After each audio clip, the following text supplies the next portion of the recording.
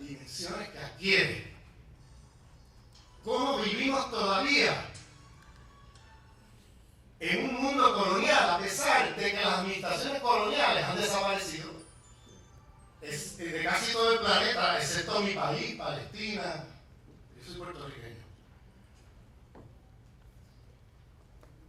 Pero ha desaparecido de casi todo el planeta y todavía estamos en un mundo muy colonial, porque todas esas estructuras que les estoy mencionando vienen de esa historia colonial y no se superaron con los procesos de independencia.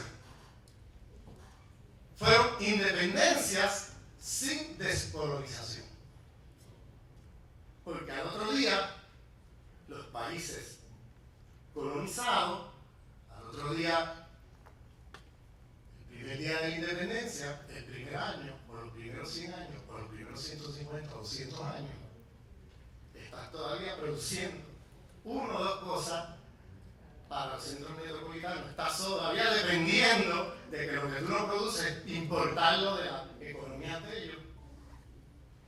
Estás todavía en una situación de desigualdad, escala política y militar en el sistema mundo.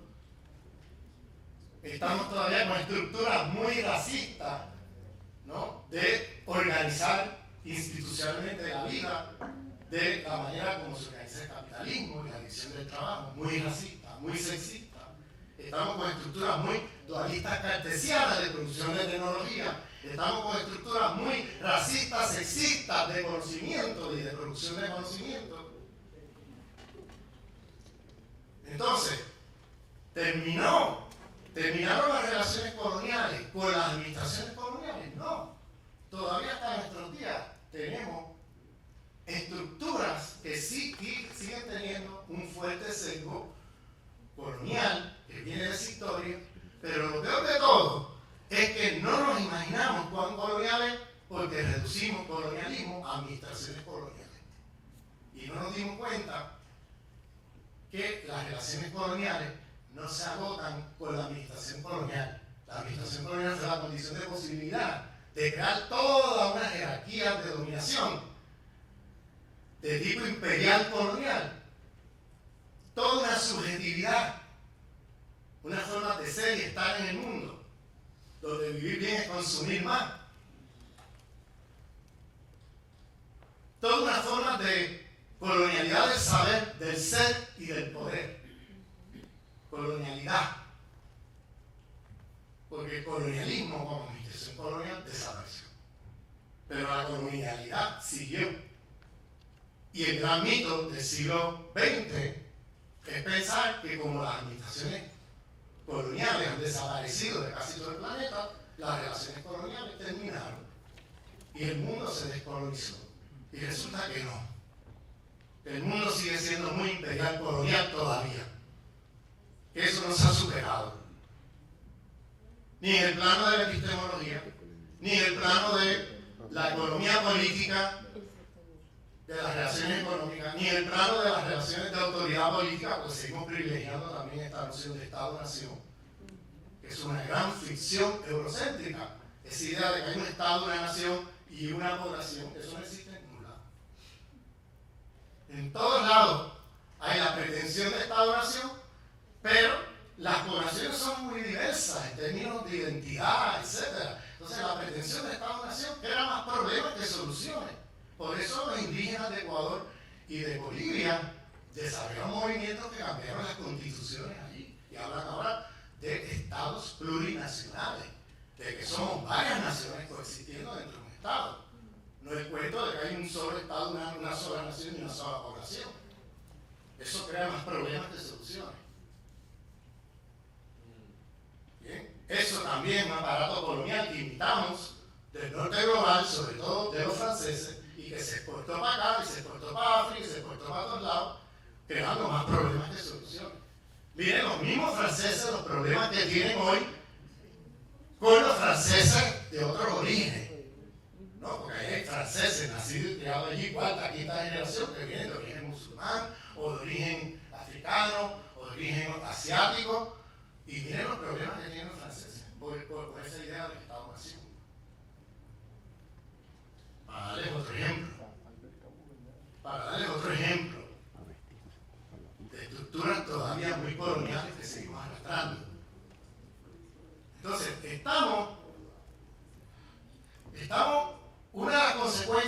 entonces política de lo que estoy hablando es la siguiente. Vamos a mirar el socialismo del siglo XX, no del XXI, del XX. Porque siempre he dicho que si nosotros no hacemos una evaluación crítica del socialismo del XX y con una mirada de colonial, una crítica de colonial de ese socialismo del XX, vamos a estar reproduciendo a nombre del socialismo del XXI los problemas del XX con las mejores intenciones del mundo. Con las mejores intenciones del mundo. Si no tiene una visión crítica del socialismo del XX, vas a reciclar los problemas del socialismo del XX a nombre del XXI. Uno de los grandes problemas del socialismo del XX era el paradigma del cual partía. ¿Qué partía? Que era un sistema económico que produce una superestructura con estos otros problemas, problemas de racismo, de sexismo, de eurocentrismo, todo lo que tú quieras. Pero si resuelve lo económico, se resuelve lo demás, porque se asumía que todos estos problemas partían de un problema económico de dominación y explotación capitalista. Es decir, por tanto, bajo ese paradigma de un sistema económico que produce estos otros ismos, racismo, sexismo, eurocentrismo, occidentalocentrismo, todos estos problemas,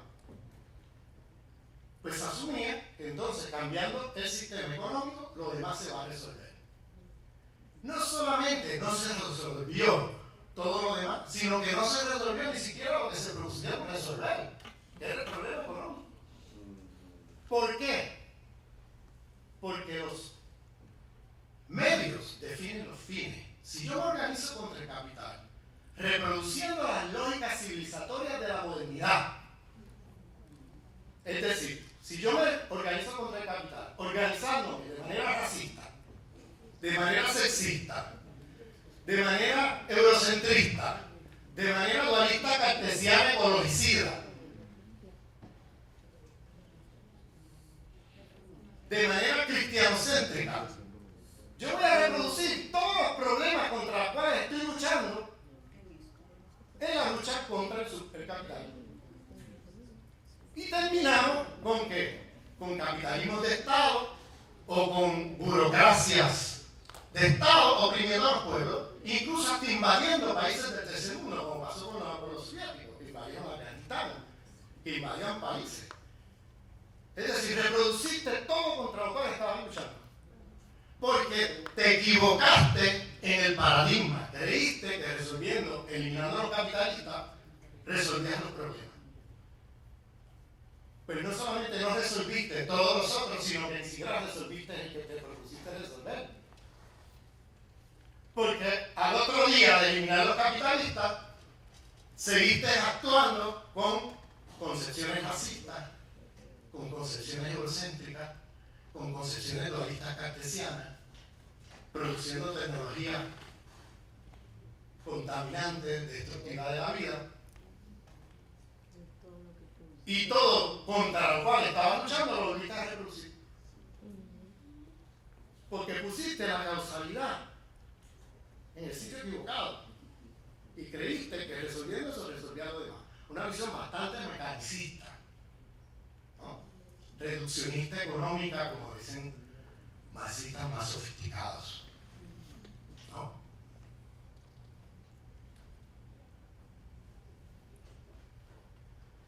Ya van viendo las consecuencias políticas. Si vamos a pensar en el socialismo del siglo XXI, tenemos que mirar críticamente ese paradigma y empezar a concebir que no es que estamos trabajando solamente contra un sistema económico. Este sistema económico está atravesado por lógicas civilizatorias modernas occidentales. Y que si tú quieres echar para adelante un proceso revolucionario que no se te corrompa, como pasó con el socialismo del 20, una de las cosas fundamentales es entender que estamos bregando con una civilización, con con un sistema económico organizado desde lógica civilizatoria, con una colonialidad del poder, que era aquella de poder que he mencionado, colonialidad del saber, las estructuras racistas epistémicas, y colonialidad del ser. Colonizaron nuestras formas de vida y de existencia, donde vivir bien es consumir más, donde tenemos egos enfermizos, donde el yo va primero que el nosotros, donde la modernidad nos ha hecho creer que nosotros somos individuos atomizados y no nos damos cuenta que nosotros somos producidos en relaciones sociales y que nosotros, nuestra vida depende de otros seres humanos y de otras formas de vida, y que el nosotros va primero que el yo, y el yo colonizó en nosotros, y tenemos la idea del individuo y pensar que la emancipación pasa por yo hacerme más rico, o yo mejorar y a la mierda a los demás. Entonces, ¿qué pasa? Les hago una anécdota aterrizada en Venezuela, porque ya llevamos mucho rato hablando de otras cosas. En octubre, yo fui invitado a la graduación de los médicos comunitarios. Eso fue en el Poliedro, aquí en Caracas, en octubre. Fui invitado junto con Enrique Duce, por el presidente. El camarada presidente nos invitó, fuimos, nos sentamos allí, estábamos allí en primera fila mirando. Tremendo. ¿En qué país de América Latina se produce miles de médicos comunitarios? Hoy, díganme dónde. Venezuela. El presidente Maduro estaba explicando ahí que iban por, no me acuerdo la cifra, pero era como la graduación de los números 25.000, una cosa así, y que faltan otros 25, otros 30.000 para llegar a la cifra de 55.000 para cubrir todos los barrios de Venezuela. Y ya, en agradecimiento a la solidaridad de los médicos cubanos, pero al mismo tiempo no necesitar ya del médico cubano, sino que ya Venezuela produzca sus propios médicos comunitarios. Miles, 5.500 venezolanos que no hubieran soñado jamás, la mayoría de ellos, de haber sido médicos en su vida, gracias al proceso revolucionario, gracias a la posibilidad de poder estudiar. Ustedes saben lo que es una carrera de medicina. Eso solamente eran los hijos de la oligarquía los que podían hacer eso. Ahora tienen médicos comunitarios, gente que se gradúa el sábado con un diploma y el lunes tienen trabajo. No es que van a buscar trabajo, es que ya tienen el trabajo el lunes. ¿Bien? Tremendo. El presidente Maduro comienza su discurso y a los 10 minutos hay una algarabía de los graduados, miles de graduados, gritando algo que yo le decía a Enrique, ¿qué es lo que están diciendo? Y nos ponemos ahí. ¡Un carro! ¡Un carro! ¡Carro, carro, carro, carro!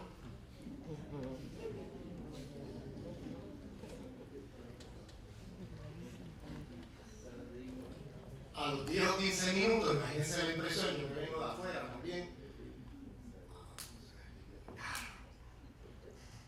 Nunca hubiera soñado ser médico. Tienes un diploma hoy, tienes trabajo el lunes y estás pidiendo que es un carro para cada uno. A los 15 minutos, una tableta, una tableta, una tableta. Interrumpiendo el discurso del presidente, gritando estas cosas.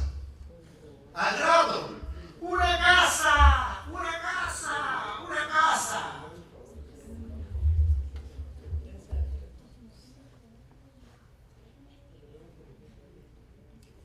¿Qué está pasando? ¿Qué está pasando?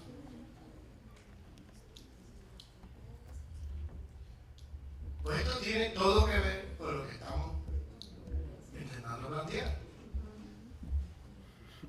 Si tú haces un proyecto socialista para cumplir las lógicas civilizatorias de la modernidad de manera más consecuente que la derecha y que los adeptos, el proyecto bolivariano tiene los días contados, porque estás cavando tu propia fosa. Porque si tú no descolonizas los contenidos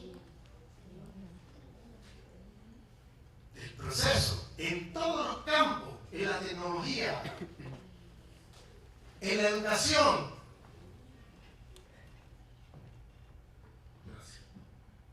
si no descolonizamos todos esos procesos, en la educación, en la economía, le pongo otro ejemplo. El Estado moderno, burgués, Estado-nación, es una herencia, igual que la economía monoexportadora, es una herencia, eso no lo inventó la revolución bolivariana. Aquí yo escucho mucho lo de la guerra económica, pero hay que tener cuidado, hay que explicar bien eso, porque se convierte en un mantra, así medio hueco, si dices guerra económica y no explicas. Aquí hay guerra económica, es una guerra económica de 500 años. Porque desde hace 500 años someten a los países de la periferia a producir una cosa y a importar todo lo que tú no produces. Y están en una situación de vulnerabilidad terrible. Y entonces lo que hacen es que mientras el precio del petróleo está arriba, tú puedes importar, pero cuando baja el precio del petróleo ya no tienes divisa para importar y empiezas a tener escasez de alimentos, de medicina, de cuantas cosas. Eso no lo inventó Chávez. Eso no lo inventó el proceso bolivariano, eso viene de hace 500 años. Y si encima de eso intervienen con el dólar today y con todo este juego de divisas, acaban de pauperizar la economía venezolana. Porque la economía venezolana sigue siendo muy colonial porque heredó unas estructuras muy coloniales de monoexportación. No es una economía diversificada. Al contrario, el esfuerzo del gobierno bolivariano y de Hugo Chávez siempre fue diversifiquemos la economía. Hugo Chávez siempre, ahora que tenemos el petróleo arriba de 100, necesitamos dinero a diversificar. Porque cuando eso baje, se va a ver la consecuencia. Podemos discutir si se avanzó, si no se avanzó, los errores que se cometieron, pero la intención de diversificar siempre estaba ahí y ahora está más que nunca bajo Maduro. De salirse de la economía rentista, dependiente del rentismo. Es una herencia del coloniaje. Es una herencia del coloniaje. Esa cosa hay que explicarla al pueblo con claridad. Si tú dices guerra económica y no explicas cómo es que esto está organizado y cómo opera y cómo es que lo hacen, la gente no se convierte en un mantra un poco vacío, ¿no? Hay que explicar esto. Mira, esto no es una invención, esto ha sido así por mucho tiempo, porque es una economía montada de imperial colonial, donde tú exportas un producto, depende de los demás, importarlo de ellos, y entonces, claro, mientras el precio está arriba, puedes importar. Cuando el precio cae, entonces caes en una crisis. Como ha pasado en Venezuela muchas veces, no es la primera vez que cae el precio del petróleo y hay una crisis. Pero decir que la crisis es por el gobierno bolivariano es una gran manipulación mediática. Si tú no ves con detenimiento los mecanismos por los cuales se ha producido esta crisis y los mecanismos en el juego de las divisas también. Todo eso hay que explicarlo. ¿Bien? Bueno, pongo otro ejemplo de lo que estoy tratando de decir. La comuna, en el golpe de timón, Chávez pone allí como una de las prioridades el tema de la comuna. ¿Por qué? Porque ese Estado moderno, creado por los criollos, por la burguesía, la oligarquía, ese Estado moderno tiene un montón de problemas. Hay que ocuparlo, porque no puedes dejar que la derecha lo siga ocupando porque te va para poder interrumpir las lógicas de saqueo neoliberal y todo esto, hay que ocuparlo, definitivamente. Pero no puedes quedarte ahí, Porque ese Estado tiene problemas que ha generado del pasado, de la misma manera que heredaste la economía monoexportadora. Entonces, no te puedes quedar en eso para hacer un proceso revolucionario, tienes que crear otras formas de autoridad política, que es lo que llamaba Chávez el poder comunal. Y en el golpe de timón, si se recuerda, me pone énfasis en el poder comunal, como una manera tanto económica como también política y territorial de ir arrancando, el pueblo ir arrancando decisiones a ese Estado. Porque ese Estado tiene problemas estructurales. Ese Estado manda sin obedecer a la comunidad. La comuna es una estructura de poder donde el que manda obedeciendo a la comunidad, para usar los temas del zapatismo. Concepto tojolabal de los zapatistas, donde democracia es mandar obedeciendo, donde el que manda obedeciendo a la comunidad. No el concepto de ese Estado moderno, occidentalocéntrico, que hemos heredado, donde el que manda no obedece y el que obedece no manda. Y el que manda sin obedecer a la comunidad. Para descolonizarnos de eso hay que crear el poder comunal como una forma de Estado paralelo que vaya arrancando el poder decisional, el pueblo que vaya arrancando el poder decisional a ese Estado. No somos anarquistas de que podamos decir que puede eliminar el Estado moderno hoy, eso es imposible. Pero hay que ocuparlo. Ocuparlo te va a traer problemas, porque esa estructura es burocrática, tiene un montón de problemas, etc. Pero lo tienes que ocupar, porque si lo ocupan los otros, se pone peor la cosa, ¿no? Pero al mismo tiempo no te quedas ahí, vas generando otras formas de poder, ¿no? ¿Qué pasa? Creas ahora comunas productivas, que le llaman en algunos lugares, ¿no? Y tiene el siguiente fenómeno. Ahora, ese es el quinto motor, la economía social, la economía socialista, más allá de la propiedad privada y todo esto. ¿Pero qué pasa? Se genera la unidad de comuna productiva. Y de momento empezamos a ver comunas donde hay gente que piensa que esa comuna es su kiosco de propiedad privada. Y ahora yo voy a competir con aquella comuna, y si la puedo destruir, la destruyo. ¿Sí? Y ahora, en vez de cooperar, en vez de trabajar en conjunto, ahora yo voy a competir con aquella. Ahora yo me veo en competencia, además veo mi comuna como mi propiedad privada, ¿bien? A pesar de que legalmente no lo es. ¿A dónde voy con esto?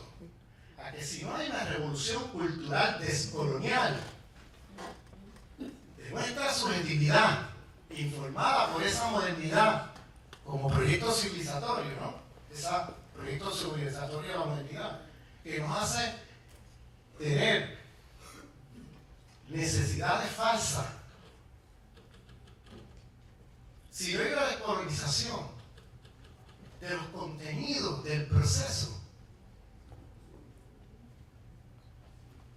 terminas reproduciendo todo contra lo cual estabas luchando y se corrompe todo lo que estás haciendo y generamos una sociedad donde producimos millones de Frankensteins.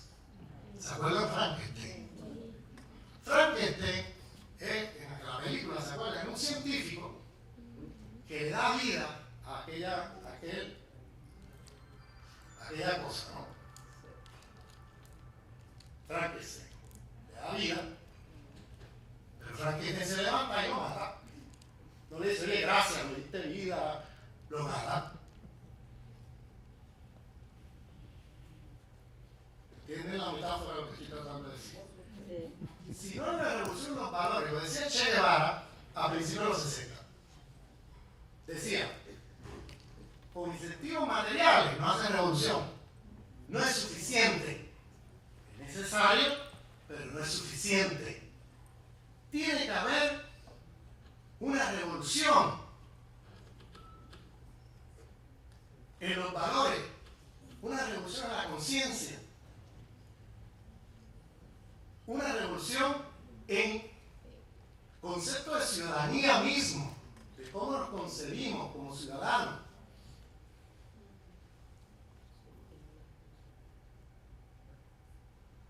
Sin esa revolución, los incentivos materiales no son suficientes, porque la subjetividad nuestra está constituida por el proyecto civilizatorio de la modernidad. Y cuando tenemos más, queremos más.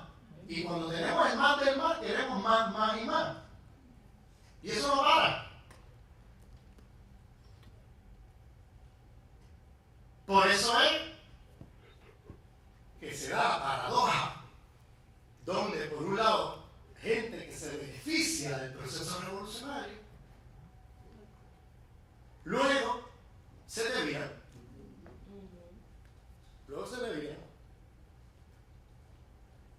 Porque los contenidos se enfocaron única y exclusivamente en lo material y no se perdió de vista la descolonización del proceso civilizatorio de la modernidad, que es constitutiva de ese sistema capitalista que estás intentando superar. Y que si no lo supera, te va a superar a ti. Porque la misma gente que se está beneficiando de la revolución son los mismos que después te van a dar la espalda. Porque quieren más.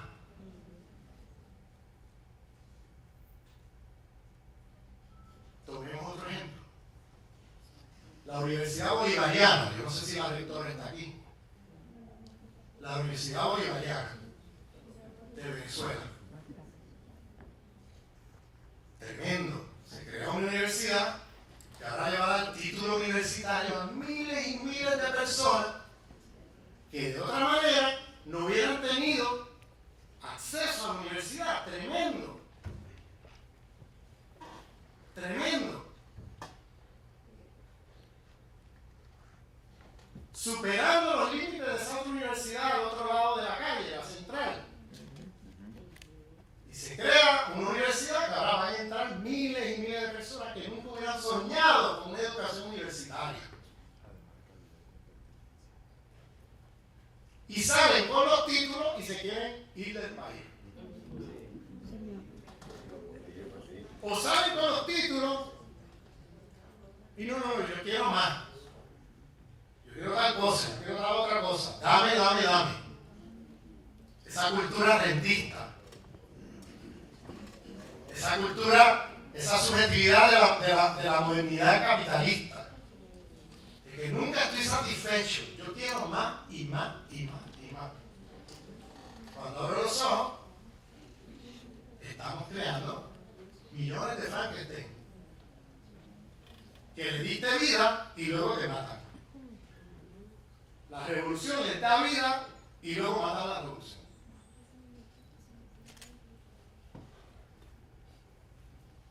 ¿Por qué digo eso? Yo no estoy echándole la culpa, no me malentiendan, porque es que eso es un proceso que está más allá del individuo, es un sistema civilizatorio.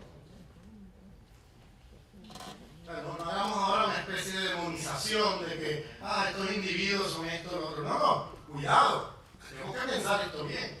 ¿Por qué esa misma gente que se beneficia de la revolución luego vienen y se desvían? Pero vamos ahora a hacer una moral de que estos tipos son unos traidores. Si hacemos eso, es un error garrafal. Caemos otra vez en el estalinismo del siglo XX. Los iban fusilando a medio mundo, ¿no? A todos los traidores, ¿no? No es eso. Es que tiene que haber una descolonización en nuestras mentes, en nuestros deseos, en espiritual, ideológica. Tiene que haber un trabajo donde los incentivos materiales estén acompañados, como decía Che Guevara, de una transformación en la conciencia.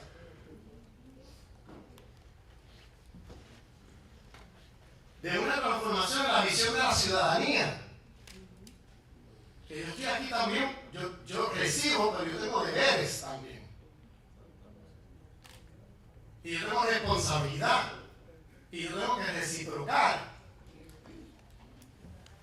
Para eso tiene que haber cambios de contenido. Pero la Universidad Bolivariana de Venezuela creó prácticamente en sus estructuras de conocimiento las mismas divisiones disciplinarias, los mismos cánones de pensamiento de la Universidad Central, de la Universidad Occidentalizada, que es el criticado aquí. Por la base estructural de conocimiento del racismo-sexismo, produciendo eurocentrismo, con excepciones, por supuesto, de profesores que intentan hacer algo diferente allí, pero si ustedes miran, es una copia de las divisiones disciplinarias de la Universidad Occidentalizada.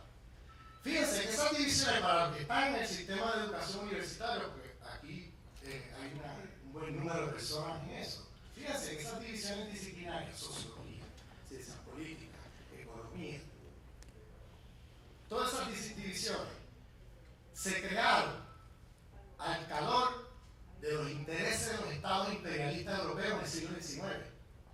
Esos estados necesitaban conocimiento de la economía para hacer política económica capitalista imperial, departamento de economía. Necesitaban conocimiento de los estados, la autoridad política, la jurisdicción, las constituciones, para política pública, ciencias políticas, departamento de ciencias políticas. Esos estados necesitaban conocimiento sobre la gente que colonizaron por allá. Los primitivos que han colonizado tienen que conocerlo mejor para poderlos dominar mejor. Antropología. Ayudar a los antropólogos a hacer el trabajo del imperialismo.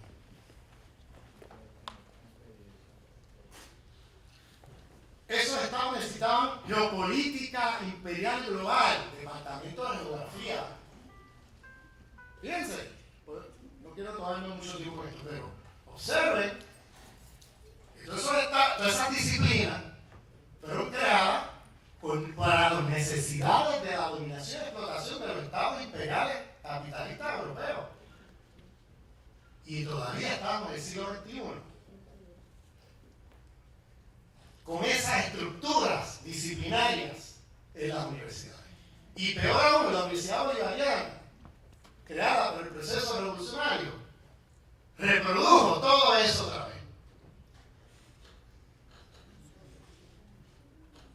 ¿Qué significaría descolonizar, por ejemplo, la universidad? Pues significa, en primer lugar, que no vamos a producir conocimiento a partir de disciplina. Miren el instituto de Libis aquí debe haber Libis, me imagino. Ahí tienen todas las divisiones disciplinarias creadas por los imperialismos occidentales y por eso tenemos producción de conocimiento de derecha viniendo de instituciones de las mismas estructuras del proceso. No podemos hacer proyectos de izquierda con epistemología de derecha. Es que eso es una contradicción insalvable. No puede haber proyectos de izquierda revolucionaria con epistemología de derecha. En lugar de organizar el conocimiento a partir de problemas disciplinarios, organicemos el conocimiento a partir de los problemas de la humanidad. Por eso es que en las disciplinas se produce conocimiento a partir de los problemas de la disciplina. Entonces la disciplina va produciendo conocimiento por acá que no tiene nada que ver con los problemas de la realidad y del mundo. Por eso vamos a congresos académicos y después de 2 días salimos deprimidos. No solamente por los egos inflados que hay allí, sino también porque allí se está discutiendo lo que llama un filósofo fanoniano del Caribe, Luis Gordon, le llama decadencia disciplinaria, conocimiento que no tiene nada que ver con los problemas del mundo ni de la realidad. Son conocimientos de la disciplina y de los problemas de la disciplina. ¿Por qué no identificar los problemas de la humanidad? Vamos a identificarlos. Problema ecológico que hablamos aquí. Eso es un problema de humanidad. Es un problema de Venezuela. Es un problema del mundo.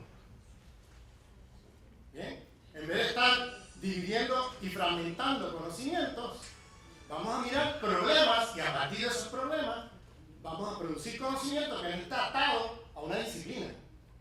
¿Bien?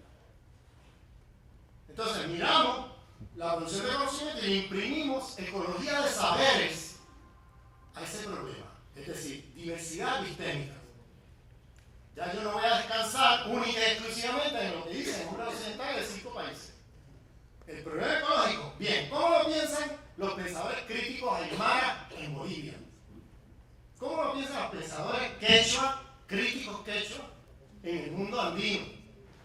¿Cómo lo piensan los pensadores y pensadoras críticas musulmanas del problema ecológico? ¿Cómo lo piensan los pensadores críticos del mundo budista o del mundo africano? Y ahí pueden estar, como lo piensan los pensadores críticos de los hombres occidentales. Como uno más, ya no como el centro de la conversación y como la única fuente de conocimiento, sino como uno más, y le imprimimos ecología de saber a ese problema y empezamos a pensar ese problema de una manera mucho más compleja, mucho más rica, porque tenemos contribuciones de todos los pensadores y pensadoras críticos del mundo, no de uno solo.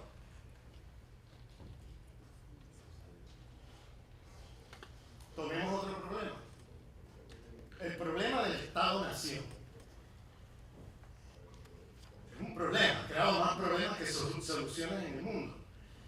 Bien, ¿qué otras formas de autoridad política se puede uno imaginar que pudieran de alguna manera resolver los problemas de Estado-Nación? Vamos a ver cómo lo piensan los indígenas andinos. Vamos a ver cómo lo piensan los pensadores afrocaribeños. Vamos a ver cómo lo piensa el marxismo latinoamericano. Vamos a ver cómo lo piensan los pensadores africanos, asiáticos, y los pensadores europeos, por supuesto, y las mujeres europeas.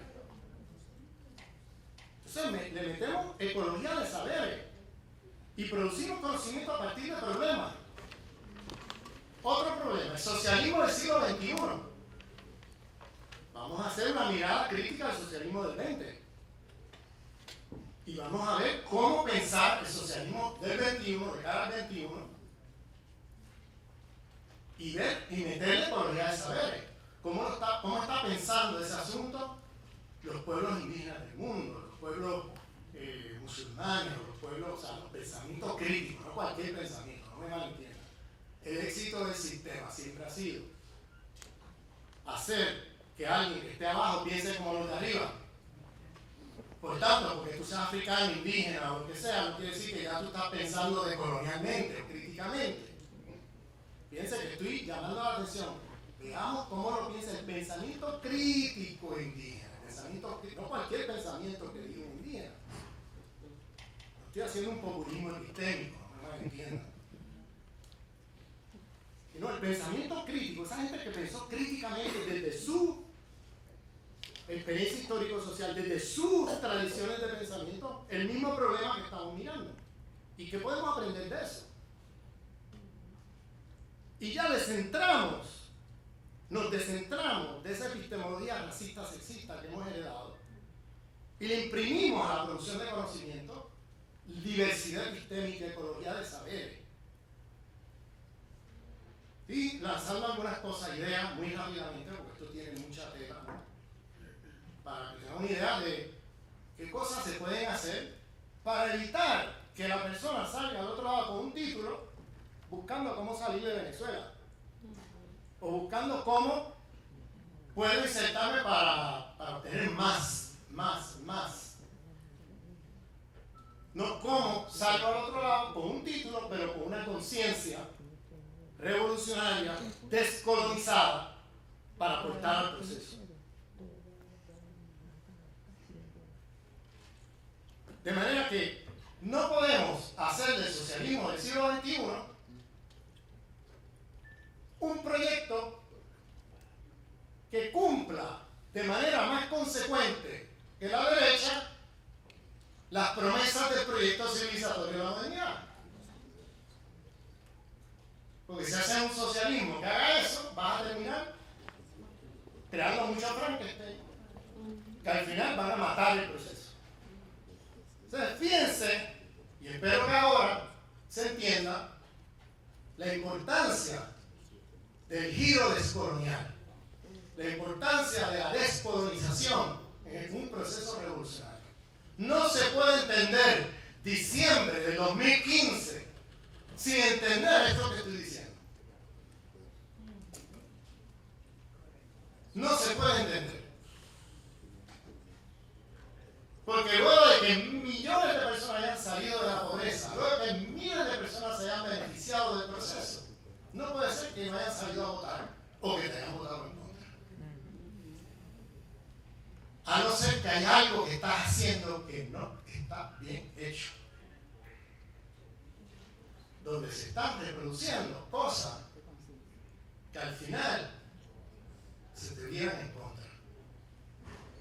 Por eso es que estamos llamando la atención a la descolonización, pero ya la descolonización no entendida como se entendía en el siglo XIX, que era adquirir un Estado independiente frente a un imperio, etc., sino ya descolonizarnos de todas las áreas de poder, de saber y de ser, ¿no?, de la colonia del poder, de la colonia del saber y de la colonia del ser, que han colonizado nuestros cuerpos, nuestros deseos, nuestra subjetividad, nuestras aspiraciones, nuestras estructuras, nuestros saberes, nuestras formas de existir, para poder mover el proceso adelante. Si ustedes se leen el socialismo del sur global frente al socialismo ese nordocéntrico, para terminar,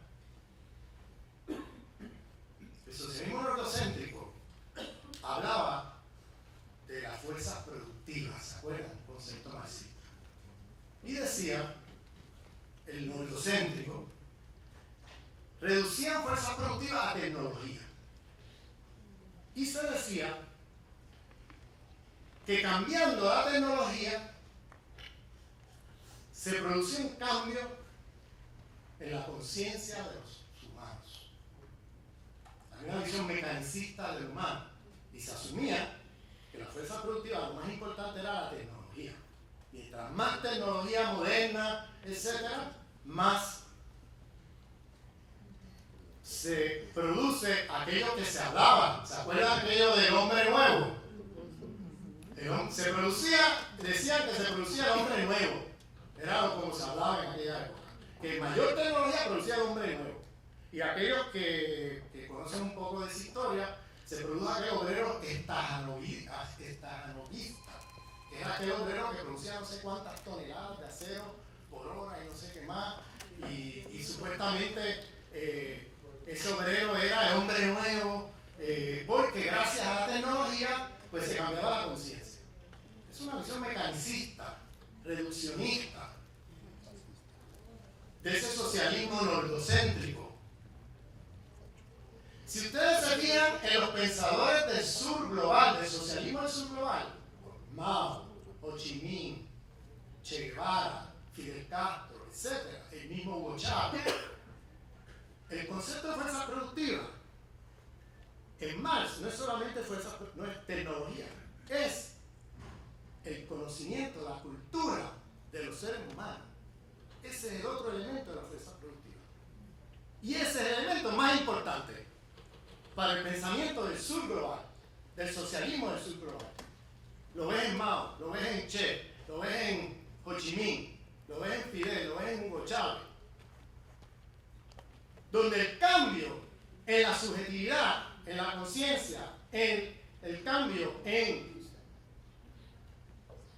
la manera de ser, estar en el mundo, el cambio en principios éticos, adquiere primacía sobre el cambio tecnológico. Hugo Chávez decía en el golpe de timón, recuerden que más importante que la comuna es el espíritu de la comuna. Es decir, la subjetividad comunal de los seres humanos. más importante que la comuna es el espíritu de la comuna, es la transformación de los humanos.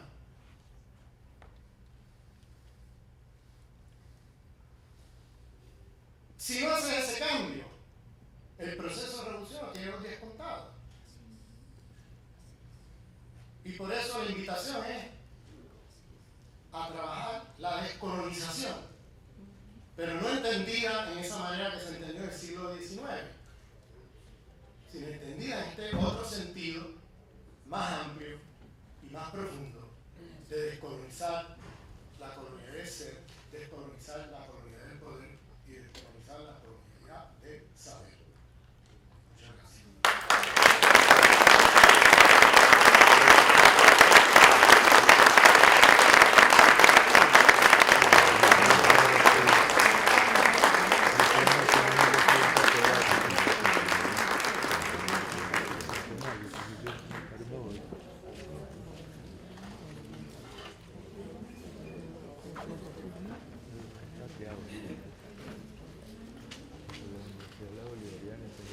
Pero no sé si tienen alguien hacer una pregunta o un comentario.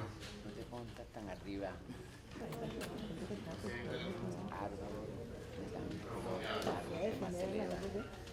Le tumba el viento a la flor. Mire, pero pónganse aquí los que van a hablar y le conseguimos un micrófono. Vamos a tratar de que no Extendernos. entendernos mucho una pregunta concreta, un comentario concreto, de manera que puedan. Sistema talibán para las preguntas.